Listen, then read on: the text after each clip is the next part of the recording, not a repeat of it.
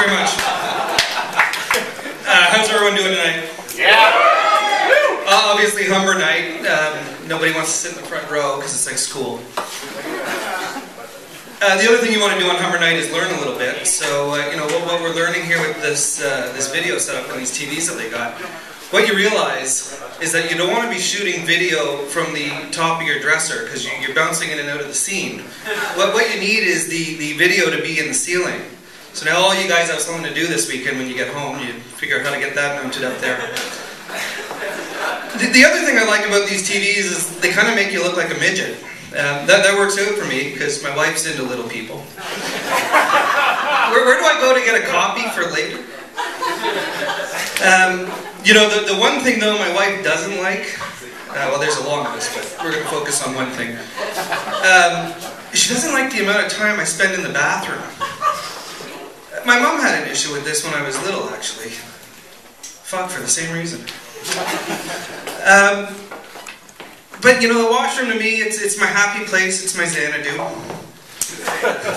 Someone from the 80s. Who's from the 80s here? That's cool. You know, I like to go there, relax, spend 5-10 minutes, an hour or two.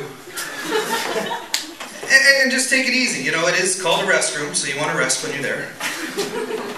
Did you hear about this guy in China last week? He was in the washroom, and he got his whole arm caught in the toilet. He had dropped his cell phone in there. 1.3 billion people in China. 815 million cell phones. More cell phones in China than any other country in the world. He needed that phone. You know, and maybe he had, you know, important stuff he needed to save on there. You know, maybe Brett Favre had texted him some pictures of himself or something. And, you know, his friend said, you should back that shit up. But he took it literally. Backed up the whole damn toilet.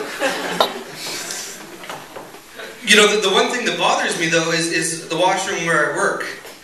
It is not conducive for my environment. Probably because you can't get naked at work. They get rid of you for that. And the main washroom they have is built for 4 people, but it's tiny. And most people at our office actually go down the hall to the handicap washroom because it's actually bigger. You know, I half expect them to put the bathrooms on Microsoft Outlook so you could just set a meeting maker for yourself. And you can kind of just block off your time and say, hey, that's my turn to go in. The other thing they're doing around the office and the bathroom is they're trying to be environmentally friendly. So they put up these signs that say, please only use 1 piece of paper. Which is great if you poo like a budgie. And then they've got them by the sink. So, I mean, what I guess you're supposed to do is take a pen in. After you wash your hands, you write your name on your little piece of paper and you hang it up to dry. They put a little clothesline in there. But actually, I've kind of solved that problem for myself. I don't live that far from the office, so I tend to go home to go to the washroom. And that works out well for me, because I get some more alone time.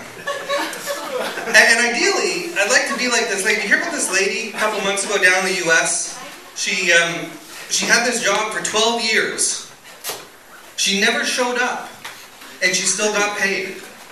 She played hooky for 12 years and made $300,000. And she wasn't even the president of the company. So, you know, ideally, that would work out well, but I can't not go back to work. So now what I'm doing is, I'm doing business while I'm doing my business. I'm actually going home, going to the washroom, I'm on my BlackBerry, but I'm kind of worried that I'm going to drop it in the toilet, and then I'm going to end up like the guy in China. Which, you know, wouldn't be all bad if I'm still getting paid, if no one knows.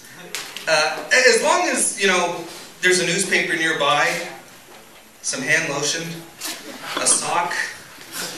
Anyway, my name's MaKuch. Thanks very much. You guys have been great.